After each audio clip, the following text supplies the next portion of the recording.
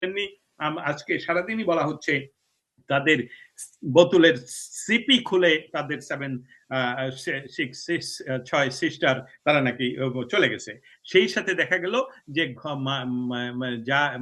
মানে মার কোলে ফিরে গেল সন্তান। আমি বলছি জুলাই ষড়যন্ত্রের সম্মুখ সারির নেতৃত্ব দেয়া সকল নেতৃবৃন্দ এখন জামাতের সাথে কাজ করছে। আমেরিকার গ্রিন সিগন্যাল বলতে যে কথাটা আপনি হয়তোবা আমাকে উত্তর দেওয়ার চেষ্টা আমার কাছ থেকে শোনার চেষ্টা করছেন, সেখানে আমি একটি তথ্য আপনার সাথে শেয়ার করতে চাই, যেটা ইতিমধ্যে বাংলাদেশ জানে, পৃথিবী জানে, আপনি জানেন, আপনি বহুবার এটা নিয়ে কথা বলেছেন, কিন্তু তারপরেও এটা এখন প্রাসঙ্গিক।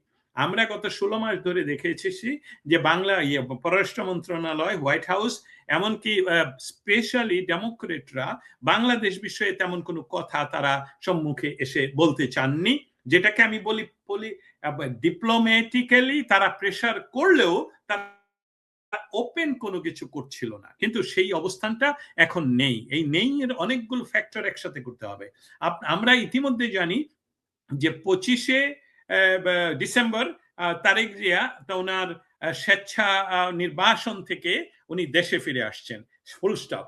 আমরা 23 অগস্ট এখানকার যখন সর্বশেষ কর্মদিবস ছিল ওয়াশিংটন ডিসিতে, আমি বলছি আমাদের ক্যাপিটাল হিলে, সেখানে হঠাৎ করে দুপুরে একটা চিঠি পাওয়া গেল তাদের ওয়েবসাইটে। তারা ওইটা কিন্তু ওপেন কোনো চিঠি নয়, তারা আগে চিঠিটা লিখে সাইন করে বাংলাদেশের ইন্টারিম গভর্নমেন্টকে পাঠিয়ে দিয়ে তারপরে তাদের ওয়েবসাইটে দেয়। সেই চিঠিটির বাংলা তো বলবো বঙ্গানুবাদ ইতিমধ্যে বহুবার আমি পড়েছি, আপনি করেছেন, সকলেই করেছেন। সেখানে কিছু মৌলিক কথা বাংলাদেশ সরকারকে যুক্তরাষ্ট্রের সবচেয়ে গুরুত্বপূর্ণ, সবচেয়ে পাওয়ারফুল একটি সংস্থা বা একটি কমিটি, সেই কমিটির নামটুকু আমি বলে দিতে চাই, তাকে বাংলায় বলা হয় বিদেশ বিষয়ক কমিটি, কিন্তু ইংলিশে বা আমেরিকান ভাষায় বলা হয় foreign affairs committee. Foreign affairs committee Bangladesh বিষয়ে আপনার সাথে এটা আমার চিঠির কথা বলতে গিয়ে যাতে খেই হারিয়ে না ফেলি, সেই জন্য আমি একটু কথাটা আর একটু অন্য জায়গায় নিয়ে যাই। গত প্রায় 10 বছর ধরে লক্ষ্য করেছিলাম যে বিদেশ বিষয়ক এই কমিটি যখনই কোনো ধরনের সেশন বা কোনো ধরনের শুনানি এই ইয়াতে ক্যাপিটাল হিলে করত, সেখানে তারা খুঁজে খুঁজে থেকে এই যে আলী রিয়াজ নামক একজন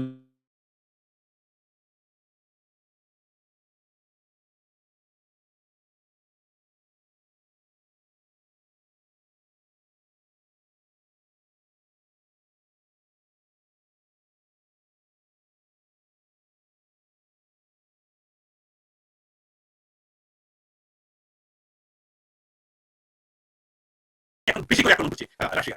এর অর্থ কিন্তু রাশিয়া যদি আসলেই তাদেরকে নিয়ে বসতে হয়, তাহলে যাতে সেখানে তাদের হাতে যথেষ্ট পরিমাণ ক্যাপাসিটি থাকে দেন দরবার করার জন্য। আমার মনে হচ্ছে হয়তো আপনার সাথে আমি এইভাবে একমত হতে পারি যে ইয়েস, সেফ এক্সিটের বিষয়ে কথা হচ্ছে এবং গ্রিন সিগন্যাল পেয়ে গেছেন তারা, কিন্তু দেন দরবার চলছে কিভাবে সেফ এক্সিট আসলে তাদের চিকিৎসা করে। ধন্যবাদ। আমার অনেকগুলো প্রশ্ন জমা হয়েছে, একটু করে করতে চাই। ধরেন এরকম চাপ গত 16 বছরে আওয়ামী লীগের উপর অনেক দিয়েছে আমেরিকা। আওয়ামী লীগ সেগুলিতে কর্ণপাত করেনি। এখন ডক্টর ইউনূসের সরকার যদি সেগুলিতে কর্ণপাত না করে, তাহলে কি হবে? আপনি প্রশ্নটা সঠিকভাবে তুলে ধরেছেন। প্রশ্নটা তুলে ধরার কারণ আমি মনে করি যে আপনি বুঝতে চাচ্ছেন যে এই সরকার কতটুকু ভাগ নিতে পারে। আর শেখ হাসিনা সরকার আমরা দেখলাম যে একাধারে 16 বছর বোধহয় উনি ছিলেন, বা 15 বছর 6 মাস উনি ছিলেন ক্ষমতায় এবং নির্দ্বিধায়। যেই 24 ঘন্টা ওনাকে সরিয়ে দেওয়া হয়েছে, সেটা উনি যদি আরো একটু বিদ্যুৎ আগে রিয়েক্ট করতেন বা অ্যাক্ট করতেন, অথবা অন্য এভাবে উনি নিয়ন্ত্রণ করতে পারেন। ডক্টর ইউনূসের চারিদিকে একটি শক্তি, সেই শক্তিটা সম্বন্ধে আমরা জানি।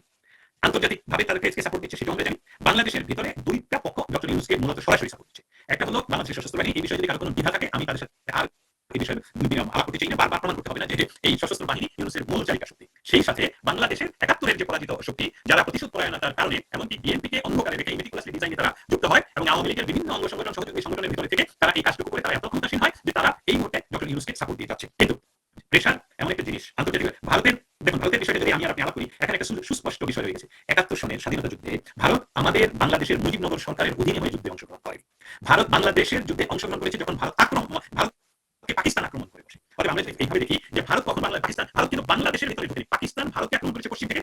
ভারত বলো ওকে, আমরা তোমাদের ল্যান্ডকে দখল করে দেবো, এবং তারা পূর্ব পাকিস্তান দখল করে নিল। 93,000 সৈন্যবাহিনী নিঃশর্ত আত্মসমর্পণ, including all auxiliary force without inclination. এখন এখানে একটা পয়েন্ট খুব ইম্পর্টেন্ট। বাংলাদেশের বর্তমান কথা অনেক হতে পারে, বর্তমান যে সরকার, এই সরকারের যে কিছু বোঝাবাহিনী, তারা যে নিয়ত বলে যে আমাদের প্রথম স্বাধীনতা 1947 সনে, আমাদের দ্বিতীয় স্বাধীনতা 2024 সনে, তারা নিজেরাই যদি 71-কে অস্বীকার করে, তাহলে ইতিহাসের পাতায় গিয়ে আমরা যদি ফিরে যাই, তাহলে ভারতের প্রধানমন্ত্রী যে বিজয় দিবস পালন করে আর বাংলাদেশের নাম নেয় না, সেটা তো আমাদের জন্য একটা বিরাট সমস্যার বিষয়। কারণ তারা বলবে তোমরা নিজেরাই যদি 71 না করে থাকো, তাহলে তাহলে 16 ডিসেম্বর তো পাকিস্তানি ল্যান্ড আমাদের কাছে তুলে দিয়েছে, এটা তো আমাদের ইয়ে হবে, আমাদের যেটাকে আজাদে থাকবে, তোমরা নিজেরাই তো এই স্বাধীনতা নিচ্ছ না। এই বিষয়টা খুবই ইম্পর্টেন্ট। আমি এটা তুলে ধরলাম এই জন্য যে এই সেফ এক্সিটের জন্য প্রেশার কতটুকু নিতে পারবে সেটা আপনি দেখতে পাচ্ছেন যে ইন্ডিয়ান প্রধানমন্ত্রী যে কথাটা 71 সনে একটা যুদ্ধ হলো, সেই যুদ্ধে আমরা স্বাধীন হলাম। সেই স্বাধীনতা আসলে যৌথ বাহিনীর কথা বললেও ইস্টার্ন কমান্ডের প্রধান জেনারেল অরোরার কাছে 93,000 সৈন্যবাহিনী অক্সিলারি ফোর্স সহ আত্মসমর্পণ করে, কিন্তু বাংলাদেশের বাহিনীর কাছে করেনি। অতএব এই বিষয়গুলো যদি একত্রিত ভাবে করি, ভারত যদি সেখান থেকে ফিরে না আসতো, বাংলাদেশকে যদি স্বাধীনতা, বাংলাদেশকে যদি তারা বলতো যে না মুজিবনগর সরকার উই ডোন্ট কেয়ার, আমরা পেয়ে গেছি, তাহলে কি ঘটতো? সেই ঘটনাটার প্রেক্ষিতে তুলে ধরলাম এই জন্য যে এই প্রেশারটা আসবে যে আমরা তোমাদের বন্ধু ছিলাম, এবং এই বন্ধুত্ব নিঃশর্ত নয়, এই বন্ধু ছিল যেটাতে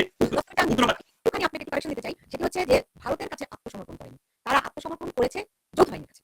যৌথ বাহিনী যৌথ বাহিনীর প্রধান ছিলেন অরোরা, সেই হিসেবে অরোরা কাছে, কিন্তু ভারতীয় বাহিনীর কাছে আত্মসমর্পণ করেছে এটা কিন্তু নয়। সারেন্ডার্স এর যে কপি ওটা কিন্তু যৌথ বাহিনীর কথা আছে, যে আপনি কন্টিনিউ করুন। এক্স্যাক্টলি আমি যদি এই ঐতিহাসিক সত্যটা বলেই কথা বলছি, ঐতিহাসিক সত্যটাকে আমরাই তো অস্বীকার করছি। আমাদের দেশের যে এখনকার যে যাদের কথা যারা বলে তারা অস্বীকার করছে, তারা বলছে 47 পর 2024 সালে যদি না থাকে তাহলে তো সেখানে যৌথ বাহিনীর অবস্থান থাকে। আমরা দেখতে পাচ্ছি জেনারেল অরোরা, আমরা দেখতে পাচ্ছি ভারতের প্রধানমন্ত্রী সে আবার সেই কথা উল্লেখ করেনি বাংলাদেশের কথা। আমি যেটা একটা সিগন্যাল দিতে চাচ্ছি যে 71 সনে বাংলাদেশ স্বাধীনতার সময় ভারতের যে ইচ্ছে, সেই ইচ্ছেটাও তাদের পূর্বে বাংলাদেশ এমন একটি দেশ হবে যেখানে ভারতের জন্য কোনো ধরনের উগ্রবাদের সৃষ্টি হবে না, চারণভূমি হবে না। এই ধরনের চিন্তা চেতনা বিকট হবে। বাংলাদেশ যদি সেখান থেকে আবার চলে যায় পাকিস্তানের মতো, তাহলে ভারত সবচেয়ে বেশি আসবে বাংলাদেশের উপর, এই বর্তমান সরকারের উপর। আন্তর্জাতিকভাবে রাশিয়া দেখুন, তারাও তাদের মতামত কিন্তু সুস্পষ্টভাবে জানিয়ে দিয়েছে যে সে এই ধরনের বাংলাদেশ দেখতে চায়, এবং 71 সনে তারা এই ধরনের সহযোগিতা করেছিল। অতএব আমি এর মাধ্যমে বুঝাতে চাই যে 15 বা 15.5 বছর 6 মাস শেখ হাসিনা যেভাবে প্রেশার নিয়েও দেশ পরিচালনা করেছিলেন, কারণ তার সাথে ছিল বন্ধুরাষ্ট্র ইন্ডিয়া, তার সাথে ছিল দেশের এমনকি ব্রিটেন, এমনকি আমেরিকা।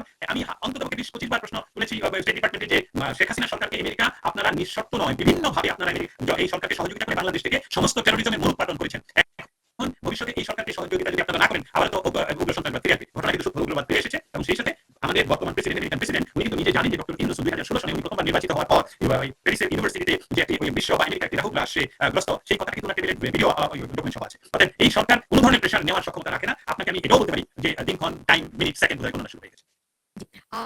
আমি অবশ্যই এতটা ভাবতে বলতে চাই না, আপনি যেটা বলছেন নিশ্চয়ই দায়িত্ব নিয়েই বলছেন। কিন্তু ধরেন এই যে এনসিপি আজকে যে মাহফুজ আলম আজকে সন্ধ্যায় ঘোষণা দিয়েছেন তিনি এনসিপিতে বিলং করেন না, এদিকে তাসনিম জারা এবং আরো দুজন এনসিপি থেকে পদত্যাগ করেছে, একে একে এনসিপি এর অনেক আগেই মামারা চলে গেছিল, অনেকেই চলে গেছে। এগুলো কিসের লক্ষণ? আবার নাহিদ ইসলাম, তারপরে অন্যরা আবার আপনার যুক্ত হচ্ছে জামাতের সঙ্গে। এই যে একদল জামাতের সঙ্গে যাচ্ছে, আরেক দল যাচ্ছে আপনার কোন দলের সঙ্গে, তারা বলছে আমরা জামাতের সঙ্গে নাই, বা জামাতের কথা স্পষ্ট করে বলছে না যে আদর্শিক জায়গায় অমিল হচ্ছে। তো এনসিপি যে জামাতের আরেকটা টিম, এটা তো বাংলাদেশের মানুষ কম বেশি সবাই এখন উপলব্ধি করে, অনেক আগে কি করে, তাদের বুঝতে এত দেরি হওয়ার কারণটা কি? নাকি তারা জেগে ঘুমাচ্ছে, তারা এটা একটা কৌশল নিয়েছে সেলফ এক্সিটের অংশ হিসেবে, যেটা আপনি শুরুতেই বলছিলেন, একদল জামাতে আশ্রয় নিচ্ছে, মানে সেলফ এক্সিট জামাতের মাধ্যমে যাচ্ছে, আরেক দল অন্য কোনো পন্থায়, যাদেরকে বলা হয় যারা অ্যাপয়েন্টেড হয়েছে, যেমন তাসনিম জারার বিরুদ্ধে এরকম অভিযোগ আছে, আরো বেশ কয়েকজনের বিরুদ্ধে এরকম অভিযোগ আছে যে যারা ট্রেন্ড হয়েছে, যারা অ্যাসাইন্ড হয়েছে, এবং যাদেরকে তৈরি করা হয়েছে দীর্ঘ সময় নিয়ে, সো তাদেরকে বহিঃশক্তির কাছে সেফ এক্সিটের জন্য খোঁজা হচ্ছে। আপনি কি এরকম ইকুয়েশন দেখতে পাচ্ছেন? আমি আপনি যেভাবে কোয়েশ্চেনটা আমার সামনে তুলে ধরলেন, আমি দ্বিমত পোষণ না করলেও আমি অনেকটা ভার্সন তুলে ধরার চেষ্টা করছি, যেভাবে বিষয়টা আমি অ্যানালাইসিস করছি বা দেখছি। প্রথমত দেখতে হবে যে সকল নারী সদস্যরা, আমি একজনকে দেখলাম আপনার সাথে টকশোতে, উনি হয়ে 6 মাস আগেই উল্লেখ করেছেন, তারা কিন্তু বলতে চাচ্ছেন যে আমাদেরকে মিসগাইড করা হয়েছে, আমাদেরকে বলা হয়নি আমরা কেন জামাতের সাথে যাবো, আমরা চেয়েছিলাম অন্য বাংলাদেশ, আমরা চেয়েছিলাম নতুন সংবিধান। আমি এখানে বিষয়টা অন্যভাবে তুলে ধরেছি, লক্ষ্য করুন এদের বয়স যদি দেখুন, সেখান থেকে 15 বছর যদি মাইনাস করে দেন, তাহলে দেখবেন তারা তখন টিনেজার্সে।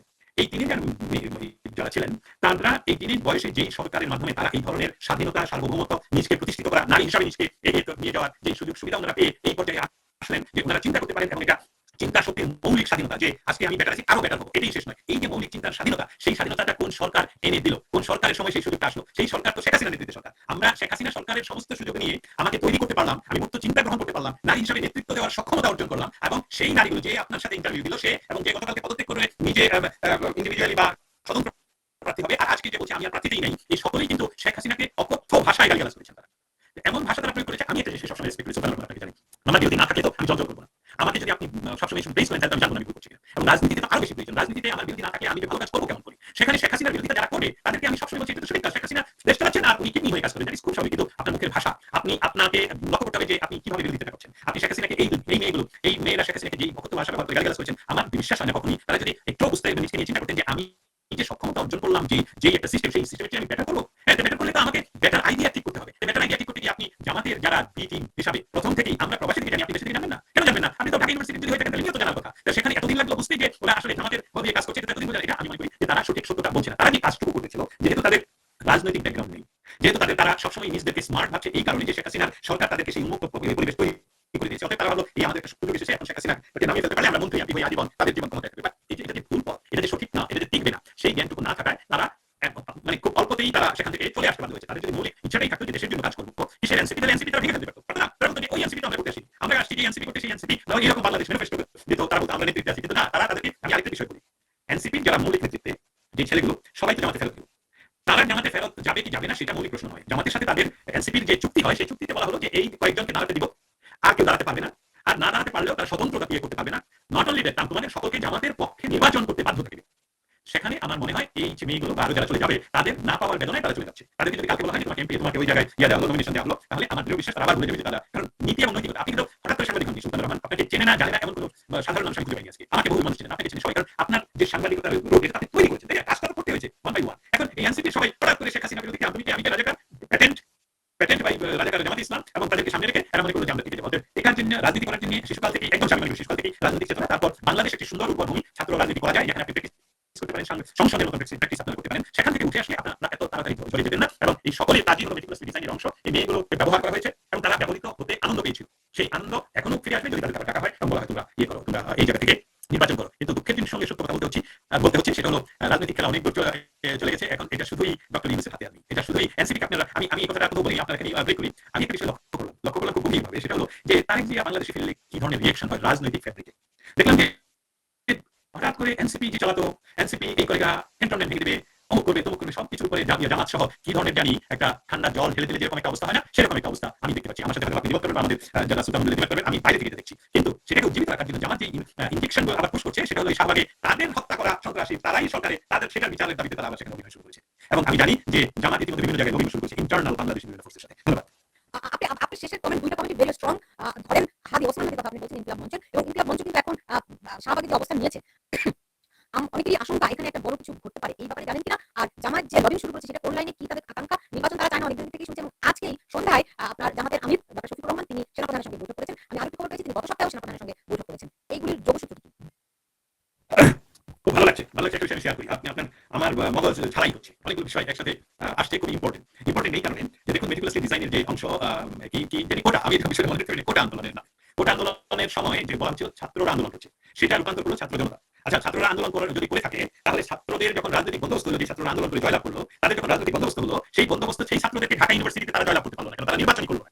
তারা তো রাজনৈতিক সঙ্গে কথা বলছে যে আমরা এই দেশ মুক্ত করেছি স্বৈরাচারের কাছ থেকে। আমি রাজনৈতিক বক্তার মতো বললাম, তাহলে আপনারা শিবিরকে দিয়ে দিলেন কেন? আমি তো সেদিন বসেছিলাম যে এরা এত শক্তিশালী, শেখ হাসিনার যে শেখ হাসিনা এমনকি মার্কিন যুক্তরাষ্ট্রকে ভয় পায় না, সেই শেখ হাসিনাকে তারা সরাই দিল ক্ষমতা থেকে। অর্থাৎ ঢাকা ইউনিভার্সিটি, জাহাঙ্গীরনগর, রাজশাহী, চিটাগাং সমস্ত ইউনিভার্সিটিতে তাদের জয়টা হবে, তাদের একটা রাজনৈতিক সংগঠন হয়ে গেল এনসিপি। কিন্তু তারা সেটা করতে পারলো জামাতের কাজের দিন বিএনপি হিসেবে কাজ করছে, অতএব সেদিকে তারা সেখানে দখল করতে দিল। অতএব আমি এই জন্য বলছি যে আমার একটা ভালো কাজ হচ্ছে যে আমি পুরাতন বিষয়গুলো নিয়ে আসছি। সেটা হলো এনসিপি, সেটা হলো ইনকিলাব মঞ্চ, সেটা হলো এবি পার্টি, এরকম বহু বিষয়গুলো জামাতের ফান্ডিং এ, জামাতের মজলিসের শুরু থেকে পরিকল্পনা করে বাংলাদেশে সেগুলো তৈরি করা হয়েছে।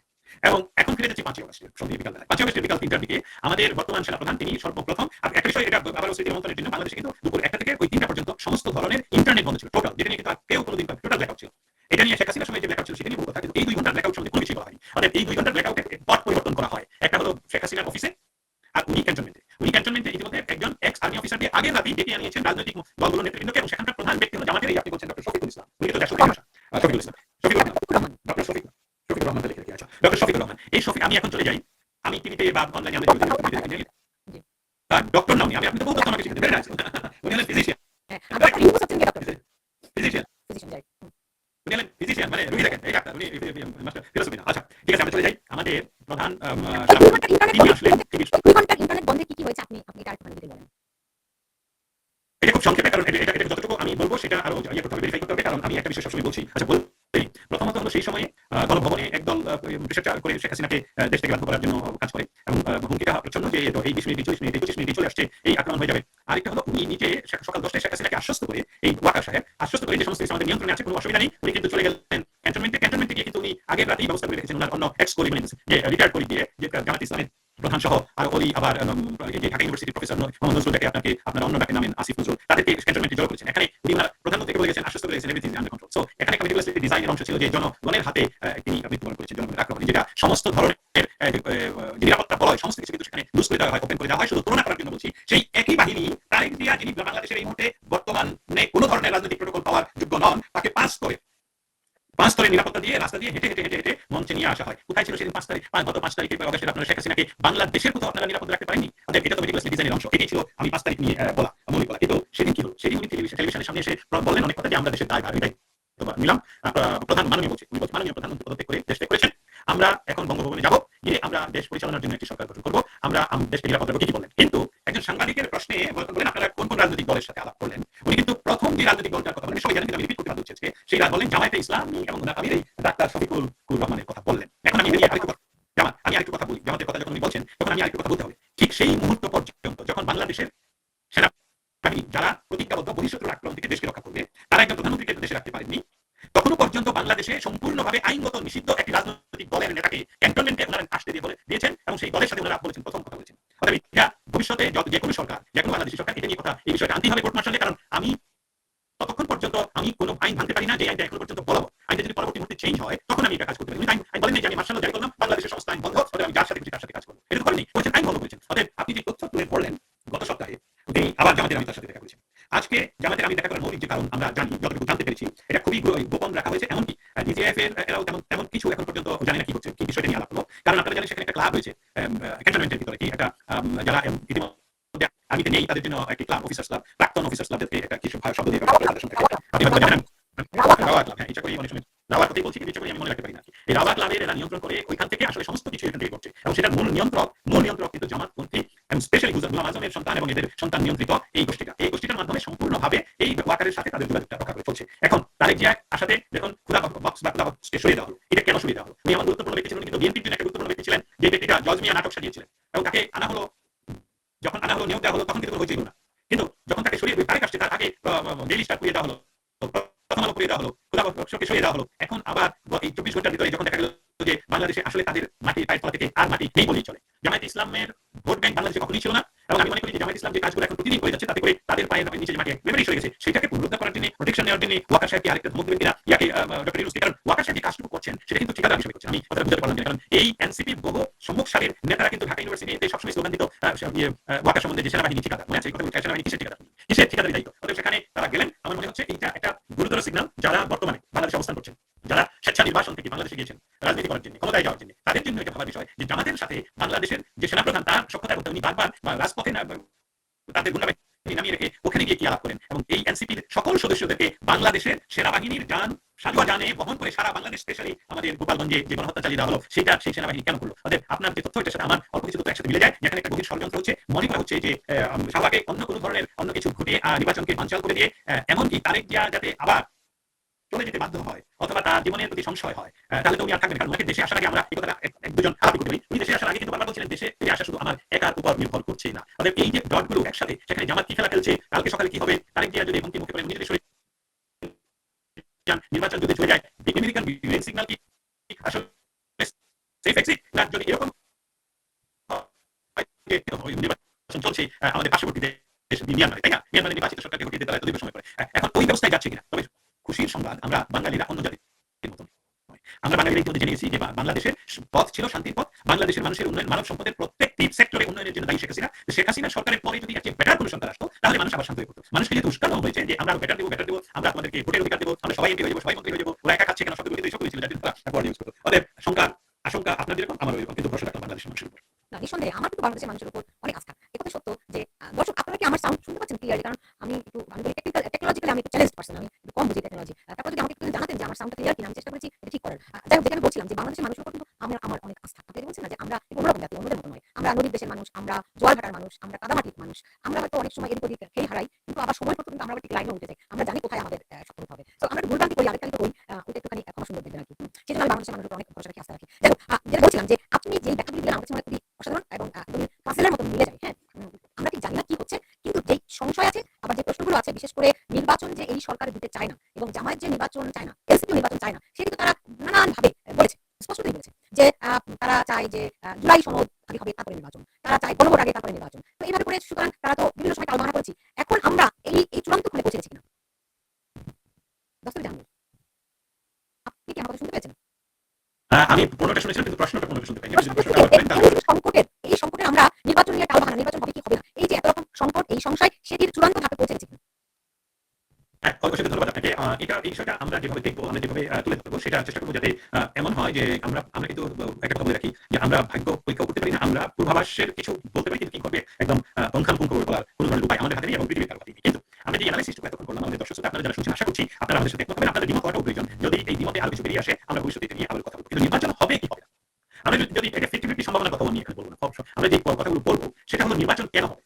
নির্বাচন না দিয়ে যদি আমি ক্ষমতায় থাকতে পারি, ক্ষমতায় যদি আমার মৌলিক লক্ষ্য হয়, যেটা এনসিপি নারী নেতৃবৃন্দ যারা এনসিপি থেকে চলে যাচ্ছেন, সুতরাং আপনার ইন্টারভিউ এসে ওনারা একই কথা বলেছেন যে আমাদের মৌলিক লক্ষ্যটাই দেখলাম যে যেকোনো উপায়ে যেকোনো ভাবে ক্ষমতায় যেতে হবে, ক্ষমতায় থাকতে হবে, কিসের জুলাই কিসের অমুক, ক্ষমতায় যাওয়া, এমপি হওয়া, সেটাই আমাদের মূল লক্ষ্য।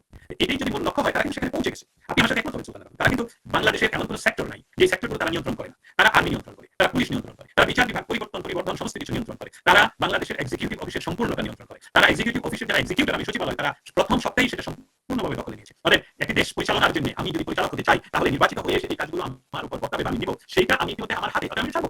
এটাই তো হলো জামাত এবং এনসিপি, এবি পার্টি, ইনকালাব মঞ্চ বা মঞ্চ, এই সমস্তগুলো তো তারা ক্ষমতায় আছে এবং সেই সাথে আমার তাদের সাথে রয়েছে বাংলাদেশ সেনাবাহিনী। এই বাংলাদেশ সেনাবাহিনী যদি এছাড়া দেয়, তারা ডক্টর ইউনূস ফেলে দেবে। ডক্টর ইউনূস ফেলে দিয়ে আপনি ডক্টর বলেন বা ডাক্তার বলেন, শফিক ওনাকে বলবে যে উনি বসুন ওই জায়গায়, আমরা এটা ইয়ে করি। কারণ তারা কিন্তু গণতান্ত্রিক রাজনীতিতে তারা বিশ্বাসী নয়। এই কথাটা আসলে হলো বিশ্লেষণ করা যে তারপরে জামাত ইসলাম এবং এরা তার এবিসিডি গ্রুপগুলো হলো কেডার রাজনীতি করে। কেডার রাজনীতি আর গণতান্ত্রিক রাজনীতির মধ্যে পার্থক্যটা হলো এই, আমরা গণতন্ত্রের ভিতরে থেকে ক্ষমতায় গেলেই আমরা আমাদের নীতিটুকুই বাস্তবায়ন করবো, বাকি সব আমরা বন্ধ করে দেবো। এটা উদাহরণ দিই। উদাহরণ প্রকৃষ্ট দুইটা উদাহরণ আছে। একটি উদাহরণ হলো ইরান, আরেকটি উদাহরণ হলো ইস্ট ইউরোপ। বলশেভিক রেভলিউশন রাশিয়াতে হয়, সেখানে তারা সমাজতন্ত্র কায়েম করে। কিন্তু সেকেন্ড ওয়ার্ল্ড ওয়ারের পর ইস্ট ইউরোপের দেশগুলো যেমন east Germany, Czechoslovakia, Poland, Hungary, Bulgaria, এই তৎকালীন যুগোস্লাভিয়া, সমস্ত দেশগুলোতে কমিউনিস্টরা ক্ষমতায় আসে কিন্তু নির্বাচনের মাধ্যমে। এই ধরনের একটা পরিস্থিতি যুদ্ধ অবস্থা পরে নির্বাচনের মাধ্যমে, সেই গণতান্ত্রিক নির্বাচনে তারা ক্ষমতায় গিয়ে 24 ঘন্টার ভিতরে তারা দেশে শুধু একটি মাত্র রাজনৈতিক দল থাকবে, সেটা হবে তাদের জনগণের দল যারা নির্বাচিত হয়েছে, বাকি সবাই হলো দেশের শত্রু। এটা কিন্তু এই জামাত ইসলামী তারা করবে নির্বাচিত, তারা যদি নির্বাচনের সিল লাগাতে পারে যে আমরা নির্বাচিত, তাহলে পরে তিনি বলবে যে মেয়েরা তবে ঘরে থাকবে, হলে তোমাদের থাকতে হবে। বাংলাদেশ নাই, এটা হলো পাকিস্তান, এবং এখানে 71 হলো ভারতের ষড়যন্ত্র। সমস্ত মুক্তিযোদ্ধারা হলো বাংলাদেশ বিরোধী শক্তি, যেটা তারা 71 বারবার আপনারা পত্রিকা দেখতে পাবেন। অতএব তাদের এই ইচ্ছাটা তারা আবার প্রকাশ করছে, এবং গত 48 ঘন্টায় ঢাকা থেকে যতগুলো মানুষ যারা আপনার মতন তথ্য নিয়ে কাজ করছে বা আমাদের সাংবাদিকতা জগতে যুক্ত, তারা কিন্তু এই আমাদের শাহবাগের এই ঘটনা যেটা আপনি আমাকে এখন স্মরণ করে দিলেন, এটা নিয়ে খুবই সংশয় আছে, খুবই চিন্তা আছে যে কোনো সময় এরা করে দুর্ঘটনা ঘটাবে, তখনই যখন উত্তরপাড়া থেকে বলবে ওকে অতএব এখানে যে আমাকে একজন মেসেজ পাঠিয়েছেন যে ডক্টর ইউনূস মাহমুদুর রহমানকে দিয়ে ইনকিলাব মঞ্চকে রেডি করে রেখেছে শাহবাগের অ্যাটম বোম হিসেবে, যাতে ইলেকশন না হতে পারে। ওটা এনসিপির সেকেন্ড ভার্সন, রাজনৈতিক দল হিসেবে আসছে। এটা একদম এত সুস্পষ্ট। ধন্যবাদ আপনাকে যিনি পাঠিয়েছেন, তাকে ধন্যবাদ জানি যে এই তথ্যগুলো আপনারা যারা আমাদেরকে শুনছেন ঢাকা থেকে, যদি আপনারা আমাদের সকলকে এই সব আমাদেরকে এই তথ্যগুলো আরো প্রতি সেকেন্ডে পাঠান, আমাদের জন্য সুবিধা হয়। একটি কথা এখানে তুলে ধরি, আপনাদের এই মেসেজগুলো পেলে কি কাজগুলো হয়। ঢাকা থেকে যখন জানানো হলো যে খালেদা জিয়া ইতিমধ্যে মূর্ছা বা মৃত্যুবরণ করেছেন এরকম কিছু, তখন আমাদেরকে এটাও জানানো হলো যে তাদের পরিকল্পনা হলো 16 ডিসেম্বর ঘোষণা করা হবে যে উনি মৃত্যুবরণ করেছেন। এই তথ্য যখন আমাদের কাছে চলে আসে বিশ্বব্যাপী, তখন কিন্তু সারা পৃথিবীতে এই কথাটা ছড়িয়ে পড়ে যে ডক্টর ইউনূসের পরিকল্পনা, এবং স্পেশালি মাহমুদুর রহমানের কথা বলছেন, যে আমার দেশ সে এই পরিকল্পনা বাস্তবায়নের ইয়ে ছিল। সারা বিশ্বে যখন আমরা কথা বলতে শুরু করলাম যে এটা আরেকটা 15 আগস্টের মতন মৃত্যু নিয়ে ইয়ে হবে, তখন কিন্তু তারা এই দুঃসাহসটা দেখায়নি। আপনাদের তথ্য নিয়ে আমাদের কাজ এটা জানাবেন। তবে আপনার কথাই ফিরে যাই সুলতান রহমান, বাংলাদেশের মানুষের উপর আপনার মতন আমার চরম আস্থা আছে, যে সমস্ত কিছুর উপর দিয়ে তারা প্রমাণ করেছে যে 2024 সনের জুলাই মাসে তারা যেভাবে মানুষকে ব্ল্যাকমেইল করে রাস্তায় নামাতে পেরেছিল, সেটা কিন্তু তারা সেই মুখোশ তাদের উন্মোচন হয়ে গেছে এবং মানুষ তাদের কাছ থেকে ফিরে চলে আসছে। এবং যখনই তারা হচ্ছে 71 মানি না, এটা কিন্তু তারা বারবার বলতো, তখন সপ্তাহের প্রথম মাসে সেটা যখন প্রত্যাখ্যান করলো, তারা কিন্তু এখন আবার 71 ফিরে যায়। এবং তাদের প্রথম সারির অনেকেই বলেছে যে আমরা মুজিববাদ বিরোধিতা করে আমাদের ভুল ছিল, 71 কে মুছে দেওয়া আইডিয়া আমাদের ভুল ছিল। এটা লেটেস্টটা বলতে চাই আপনাকে, যেখানে মাহফুজ আলম, আপনি জানেন যে তিনি প্রথম মুজিববাদের ঘোরতর বিরোধিতা করে বলেছে আমাদের সংবিধান মুজিববাদী সংবিধান, এটি আওয়ামী লীগের সংবিধান। হ্যাঁ, সেই মাহফুজ আলম এখন বলছেন যে মানে মুজিববাদ বাংলাদেশের এত গভীরে প্রতীত যে এটি আর তাদের পক্ষে ভাঙা সম্ভব নয়। হ্যাঁ, তাদেরকে আন্দোলন চালিয়ে যেতে হবে। এটি বুঝতে তাদের 17 মাস লেগেছে। তারা তাহলে কি গবেষণা করেছে, কি পড়ালেখা করেছে, বাংলাদেশের কৃষ্টি, সংস্কৃতি, রাজনীতি, দর্শন, এগুলি তারা কি বা বুঝেছে। যখন এই মাহফুজ আলমকে বলে মাস্টার মাইন্ড বলা হলো, তখন তাকে বিরাট এক জ্ঞানী লোক হিসেবে আবির্ভূত করা হলো। সেই জ্ঞানী লোকটি যখন বুঝতে পারে না যে বাংলাদেশের মাটির কত গভীরে এই মুজিববাদটা, আমি মুজিববাদ বলতে আমি বুঝি না, আমি বুঝি মুক্তিযুদ্ধ আমাদের জাতিগত কোড। আরো সহজ করে বলে 1971 আমাদের জাতিগত পাসওয়ার্ড, যেটি এই পাসওয়ার্ড ব্যবহার করে তারা কিন্তু 24 আন্দোলনে তারা সফল হয়েছে। তারা আমাদের জাগরণী গান গেয়েছে, আমাদের দেশের পতাকা মাথায় বেঁধেছে, বঙ্গবন্ধুর ভাষণ ব্যবহার করেছে, তারা মুক্তিযুদ্ধের স্লোগান ব্যবহার করে আমাদের এই জাতিগত পাসওয়ার্ড ব্যবহার করে আমাদের সেখানে নিয়ে গেছে। কিন্তু তারা প্রথমে এসে পাসওয়ার্ডটি রিসেট করতে চাইলো। ওটি তো আমাদের ইনবিল্ট, ওই পাসওয়ার্ডটি চেঞ্জ করতে হবে, এটা ইনবিল্ট। সুতরাং তখনই বছর খাওয়া শুরু করলো। এখন 17 মাসে সেটা উপলব্ধি করলো, আরে 1971 সালে যে পাসওয়ার্ড দিয়ে বাংলাদেশ তৈরি, এই পাসওয়ার্ডটা একেবারে মাটির গভীরে, এর পাসওয়ার্ড তো বদলানো যায় না, যাবে না। হ্যাঁ, আরো অনেক অপেক্ষা করতে হবে। সো আমি বলতে চাচ্ছি যে আমি একটু শেয়ার করলাম আমার উপলব্ধিটা। Thank you so much. আমি অবাক হচ্ছি, আপনি দুর্দান্ত ভাবে যে এটা বেল password, we can change it. এই পাসওয়ার্ড তারা যেই বদলাতে আসবে সে ভেঙে যাবে, সেই রাষ্ট্র চালাতে পারবে না। এই আমাদের জাতিতে তাদের বোঝার সক্ষমতাই নাই, কারণ পাসওয়ার্ড আপনি ব্যবহার করছেন, আমরা আবেগে চলে গেছি। ডেফিনেটলি ওই যে আমরা হয়তো আওয়ামী লীগকে অনেক সমর্থন দিতে পারি, কিন্তু এই জুলাইয়ের আন্দোলনে অন্তত 30 থেকে 40% মানুষ আওয়ামী লীগের ছিল। কিন্তু কারণ তারা যখন দেখেছে আমাদের সন্তানদেরকে আমাদের পুলিশ হত্যা করছে, সুতরাং কেউ কিন্তু তার আবেগকে রাখতে পারেনি, কারণ আমরা তো প্রতিবাদী জাতি, আমরা তো সংগ্রামী জাতি। সুতরাং ওই আওয়ামী লীগের বিরুদ্ধে কিন্তু আওয়ামী লীগের 30 থেকে 40% মানুষ মাঠে নেমেছিল। ফলে যেটি হয়েছে যে এখন তারা হোঁচট খাচ্ছে পরে পরে, এবং তারা হাল ছেড়ে দিচ্ছে। এখন তারা কি স্বেচ্ছায় হাল ছেড়ে দিচ্ছে, নাকি এই যে গ্রিন সিগন্যাল যেটি আমি আজকে আমার হেডলাইন করেছি সেটির সঙ্গে একীভূত? ওই যারা গ্রিন সিগন্যাল দিয়েছে তারাও বুঝতে পারছে যে আরে এই জাতির তো পাসওয়ার্ড আর বদলানো আমাদের পক্ষে সম্ভব না, সেই কারণে তারা এটি এখন অন্য কোনো সিস্টেমে বাইপাস করতে চাচ্ছে। ধন্যবাদ। আমি প্রথম আপনাকে স্যালুট জানাই, খুব সুন্দরভাবে বাংলাদেশকে আপনি তুলে ধরেছেন আপনার দর্শক শ্রোতাদের সামনে, যে বাংলাদেশকে মুছে দেওয়া যায় না, রিসেট করা যায় না, বঙ্গবন্ধুকে রিসেট করা যায় না, 71কে রিসেট করা যায় না। আপনার একটা বাড়ি 32 নংকে একটা বাড়ি হিসাবে ঘুরিয়ে দিতে পারেন, কিন্তু 32 নংকে আপনারা কখনোই ঘুরিয়ে দেওয়ার সক্ষমতা এই পৃথিবীতে হবে না। এটা আপনি সুন্দর করে তুলে ধরলেন। রাষ্ট্রীয় আমি যে কথাটা আপনি বলেন যে আওয়ামী লীগের কিছু মানুষ সেদিন জুলাই আন্দোলনে সহযোগিতা বা সংযুক্ত হয়েছে, আমি অন্য কথাটা ওটা আমি দ্বিমতের যে বিশ্লেষণটা হলো যে মেটিকুলাসলি ডিজাইনের একটা অংশ হলো আপনার সবসময় পৃথিবীতে যখন যে কোনো রাষ্ট্রকে আপনি ইয়ে করতে চান, রেজিম চেঞ্জ করতে চান, তাহলে বাইরের ফোর্স সরাসরি আসতে হবে অথবা রাষ্ট্রকে খেপিয়ে তুলতে হবে।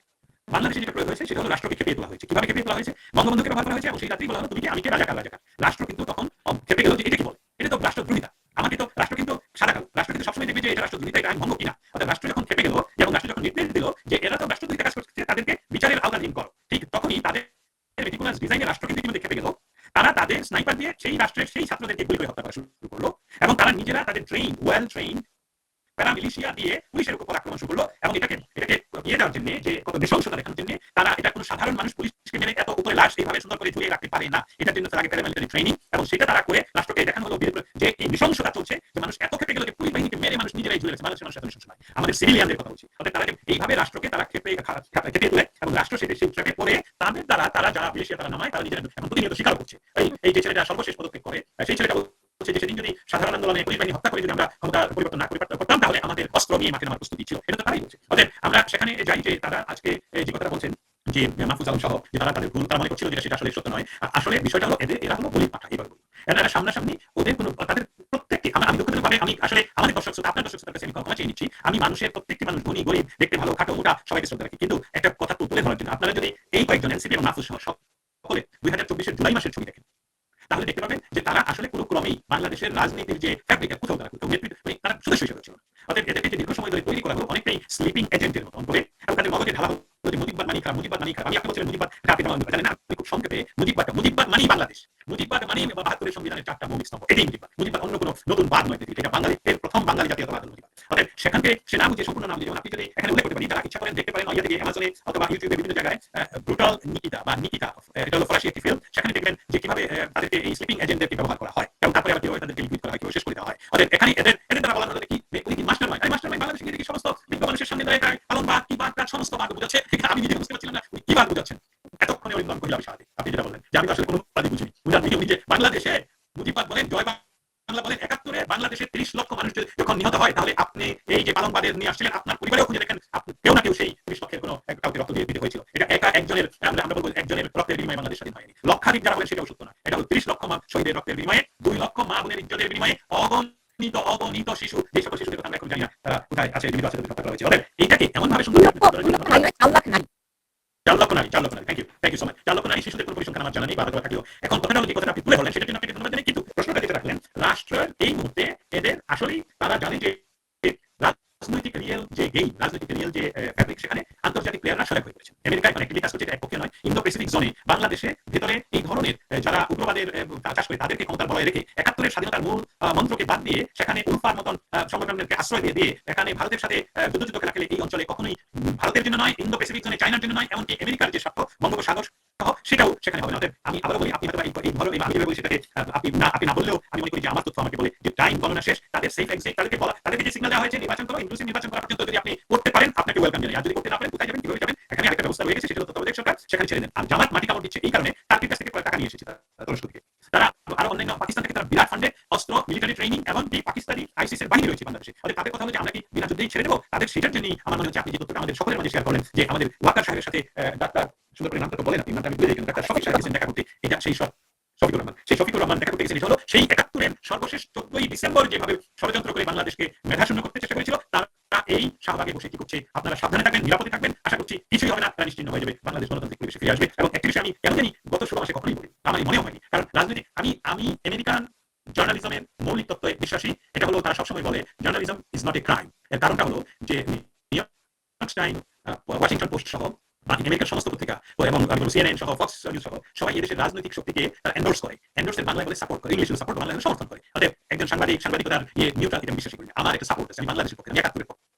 অতএব সেই জন্য যে 14 মাস সময় গেল, আমি সময় নিচ্ছি, 14 মাস সময় গেল, ওনারা বারবার বলেছিলেন, এই আংশিকরা বলেছিল যে আমাদের বিকল্প আছে, তোমরা তো শেখ হাসিনার বিকল্প বের করে আনতে পারো নাই। অতএব আমার কেন মনে হচ্ছে শেখ হাসিনাই ফিরে আসছে বাংলাদেশে। এটা এখন আমার আপনাকে আমি করতে যাচ্ছিলাম, শেখ হাসিনাই ফিরে আসছে। আমি বিভিন্ন জায়গায় সামাজিক যোগাযোগ মাধ্যমগুলোতে নানা রকম পোস্ট দেখতে পাচ্ছি, সেটা কি হবে একটি প্রশ্ন। আর আপনার আগের বক্তব্য থেকে দুটি বিষয় আমি আপনার কাছে একটু প্রশ্ন রাখছি। সেটা হচ্ছে আপনি বলেছেন যে এই যাদেরকে বলা হয় কোটান পোলাপান, এই পোলাপানগুলো যে বলির পাঠা, তারা কি অনুধাবন করতে পারছে? এবং বলির পাঠা আপনি আরেকটু শব্দ ব্যবহার করেছেন স্লিপিং এজেন্ট, তাদেরকে তৈরি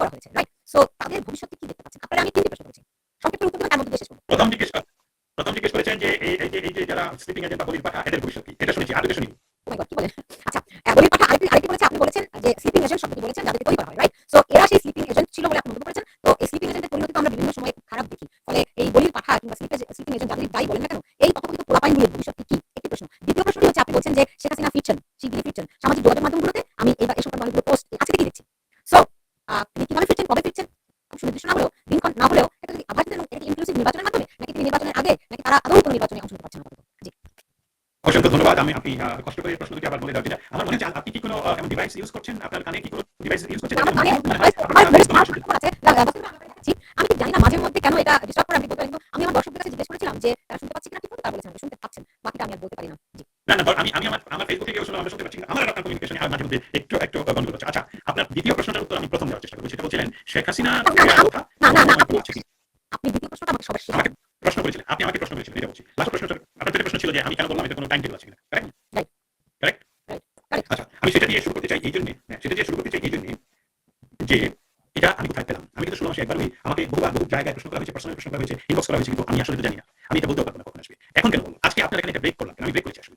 আজকে প্রথম বললাম আমাদের কেন মনে হচ্ছে শেখ হাসিনা ফিরবে। প্রথমত একটা জেনারেল কেন আমি জানতে চাই সেটা আপনাকে কিন্তু তখন বলেছি। সেটা হলো যে তারা এমনকি নোবেল প্রাইজ পাওয়া একটা আন্তর্জাতিক খ্যাতি সম্পন্ন, যার গ্রহণযোগ্যতা ছিল একচ্ছত্র পৃথিবীর আনাচে কানাচে, তার নাম হলো মোহাম্মদ ইউনূস। তিনি যখন সরকার প্রধান হন, তখন মানুষের মনে, এমনকি আওয়ামী লীগের মনে ভিতরে একটা গোষ্ঠী মনে ভাবছিল সে যদি শেখ হাসিনার চেয়ে বেটার করে বাংলাদেশে, তাহলে আমাদের কি অবস্থা হবে। তখন আমরা নিউট্রাল হয়ে যাবে, এরকম না হতেও পারে। আমরা আওয়ামী লীগ করি, কিন্তু উনি তো খারাপ কিছু করছেন না, এটা বেটার হলো, বিকল্প হয়ে যাচ্ছে। আমরা সবসময় প্রত্যেক মানুষের বিকল্প আছে, এটা ধরে নিয়ে এই একটা কথা 16 মাস ধরে, 16 মাস না, প্রথম 3-4 মাস ধরে এটা মানুষের মনে হচ্ছিল। আমি একটা নাম নিয়ে কথাটা বলি। আপনি যদি আমার নাম উচ্চারণে যিনি শুনছেন, উনি একজন খুব শ্রদ্ধেয় ব্যক্তি, ডক্টর আব্দুল নূর। উনি বঙ্গবন্ধুর প্রথম পাঠশালা পরিকল্পনা কমিশনের মেম্বার ছিলেন, বঙ্গবন্ধুর সাথে উপস্থিত থেকে কাজ করেছেন। উনি ওয়াশিংটন ডিসিতে থাকেন। উনি নিউ ইয়র্কের বইমেলার গত 2 বছর আগের প্রধান সমন্বয়ক ছিলেন। আমাদের ডিসি বইমেলার উনি সাহিত্য পুরস্কার এবং সমন্বয়ক ছিলেন। তিনি তাকে যখন আমি গত সেপ্টেম্বর অক্টোবর, এই এখন গত বছরের সেপ্টেম্বর অক্টোবরে আমি যখন ইন্টারভিউ দিতে যাই, যে আপনি ডক্টর ইউনূস সম্বন্ধে, ওনার বিয়ে সম্বন্ধে বলুন। উনি আমাকে বলেছিলেন যে আমি একটি কথাই বলবো, Dastagir, he is a good person, give him time, we need to give him time. আজকে 6, 7, 8, 9 মাস পর ওনার সাথে এখন একটা অনুষ্ঠানে দেখা হয়। আমাকে হাত ধরে টেনে নিয়ে পাশে চেয়ারে বসে বলল, তুমি কি আমার উপর খুব ক্ষেপে আছো? আমি বললাম কেন? যে সেদিন আমি বলেছিলাম তাকে টাইম দেওয়ার জন্য, তারপরে তার যোগাযোগ করনি তুমি। আমি টাইম দিচ্ছি আপনার মতন। আপনি যখন টাইম দিচ্ছেন, আমি তো টাইম দিয়ে জানতে হবে। এখন আমি যেটা আগেই জানি যে লোকটা বাংলাদেশ পরিচালনায় ফেল করবে, সেটা যদি আমি সেদিন বলি, তাহলে আমার বেয়াদবি হবে। ঠিক আছে? আমি এটা বুঝলাম কি করে। তাহলে এখন তো আপনি বুঝতে পারছেন টাইম 6 কে দিতে হয় না। টাইম সমস্ত জায়গায় লাইসেন্স বিহীন খুব স্মার্ট একটা ব্যক্তিকে আপনি গাড়িতে তুলে দেবেন, গাড়ি সে চালিয়ে নিয়ে যাবে। এটা ছেলে খেলা। এটা আপনারা করবেন, এটা আমি বলছি। অতএব সেইটা যখন ঘটলো না, বাংলাদেশের কোনো রাজনৈতিক শক্তি, এমনকি নোবেল পাওয়া ডক্টর ইউনূস যখন শেখ হাসিনার বিকল্প নিজকে তৈরি করতে পারলেন না, তখন ধীরে ধীরে বাংলাদেশের মানুষ যেমন শুরু করলো, আগেই ভালো ছিলাম, তারপরে এখন যখন চিল্লাচ্ছে আগে বেটার ছিলাম, বেস্ট ছিলাম, তখনই আমার মনে প্রথম শুরু হলো যে বিকল্পই তো নেই। শেখ হাসিনার বিকল্প থেকে আনতে পারেনি। তাহলে শেখ হাসিনা যেহেতু বেঁচে গেছেন, জীবিত আছেন, তাদের বাংলাদেশের জন্য ওনাকে অবশ্যই ফিরিয়ে আনার জন্য যে ডাক তুলছে, সেটা তীব্র থেকে তীব্রতর হবে। সেই ডাকেই হয় ওনাকে ফিরিয়ে আনতে। এটা প্রথম ধাপ। দ্বিতীয় ধাপের কথা আমার এই ডকুমেন্টে যেটা, সেই ডকুমেন্টে কি? সেই ডকুমেন্ট হলো মার্কিন কংগ্রেসম্যানরা যে চিঠি দিয়েছেন, সেখানে ওনারা উল্লেখ করেছেন বিষয়টাকে ইনডাইরেক্টলি। সেখানে আমি বলি, ওনারা লিখেছেন, আমরা উদ্বিগ্ন যে যদি সরকার রাজনৈতিক দলগুলোর কার্যক্রম স্থগিত রাখে এবং ত্রুটিপূর্ণ আন্তর্জাতিক অপরাধ ট্রাইব্যুনালের পুনরায় চালু রাখে, তাহলে এসব লক্ষ্য অর্জন সম্ভব না। Full stop. এখন আমি আপনাকে বলি যে এটাই আমার এখানে দৃঢ়তা, যে উনি ওনাদেরকে কেউ, আমরা বলিনি, অন্তত আমি বলিনি, কেউ বলেনি অপরাধ ট্রাইব্যুনালের কথা। ওনারা নিজেরাই খুঁজে বের করেছেন যে এখানে যে চক্রটা হচ্ছে, সেটাকে তারা এরপরে প্যারাগ্রাফে লিখেছেন, যদি প্রতিশোধের চক্র অব্যাহত থাকে, শব্দটা আর গেলাম না, তাহলে গণতন্ত্রের মূল্যবোধের প্রতিফলন ঘটে না। অতএব বাংলাদেশে শেখ হাসিনার বিকল্প নেই, প্রমাণিত। বাংলাদেশে একটি রাজনৈতিক দলকে নিষিদ্ধ ঘোষণা করে ইলেকশন করছেন, এটা চায় না, প্রমাণিত। ত্রুটিপূর্ণ আন্তর্জাতিক অপরাধ ট্রাইব্যুনাল চালু রেখে আপনারা সেই লক্ষ্য অর্জন করতে পারবেন না, প্রমাণিত। যে ত্রুটিপূর্ণ অপরাধ ট্রাইব্যুনাল শব্দগুলো আলাদা আলাদা আমরা আমি তো আপনি জানেন যে আমি আইনশাস্ত্রে মাস্টার্স করেছিলাম, এই জিনিসগুলো ব্যাখ্যা করতে পারি শব্দ টু শব্দ। ত্রুটিপূর্ণ, যদি ত্রুটিপূর্ণ বলেন, যেমন আপনি আপনার সাথে কথা শুনতে পারি আজকে অনেক সময়, এটা ত্রুটিপূর্ণ, এটা একদম প্রমাণিত ত্রুটিপূর্ণ। শব্দটা যখন ব্যবহার করেছেন তারা, যে এই অপরাধ ট্রাইব্যুনাল ত্রুটিপূর্ণ, তবে এটা ওনাকে যে শাস্তিটা দেওয়া হলো, এটা ত্রুটিপূর্ণ, এটা আর বাহুল্যতা, তাই না? অতএব আমি যদি আপনাকে বলি, আমি কি বলছি, এই হলো আমার প্রেডিকশন। এই হলো, এখান থেকে আমি শক্তি নিয়ে আজকে আপনার অনুষ্ঠানে প্রথমবারের মতন আমার হাজার হাজার দর্শক শ্রোতা আমাকে সরাসরি প্রশ্ন করেন, আমাদের প্রধানমন্ত্রী কবে ফিরে আসবেন, আপনি তো কখনোই বলেন না। আমি কখনো এটা দুঃসাহস দেখাইনি বলার জন্য, আপনাকেও বলতে পারবো না কবে ফিরে আসবেন, কিন্তু অ্যানালাইসিস করে, তথ্য অ্যানালাইসিস করে আমি যেটা বুঝতে পারলাম, এমনকি আমেরিকাও সিগন্যাল দিচ্ছে যে একমাত্র শেখ হাসিনা ফিরে আসবে বাংলাদেশে খুব দ্রুত। ইলেকশন হতে পারে ডক্টর ইউনূস যদি চরম আমেরিকা বিদ্বেষী না হয়ে উঠতে চান, তাহলে নির্বাচন স্কেডিউল করতে হবে। সেই স্কেডিউলিং কিন্তু দীর্ঘ সময় নয়। নির্বাচন ডেট ঠিক রেখে আওয়ামী লীগকে নির্বাচনে অংশগ্রহণ করতে দিয়ে শেখ হাসিনার সমস্ত যে তার অবৈধ ত্রুটিপূর্ণ যে বিচার, সেটাকে স্থগিত রেখে, সম্পূর্ণ স্থগিত রেখে, তাহলে নির্বাচনের সকল দলকে শেখ হাসিনার নেতৃত্বে আওয়ামী লীগকে অংশগ্রহণ করতে দিলেই সেই নির্বাচন আন্তর্জাতিক পর্যায়ে আমরা মনে করবো, আমেরিকা মনে করবে, আমেরিকা যেটা মনে করে সেটা কিন্তু ইম্পর্টেন্ট। আই রিপিট ইট, আমরা আমেরিকানরা যেটা মনে করি রিয়েলি দ্যাট ইজ ইম্পর্টেন্ট। উল্লেখ আছে 2018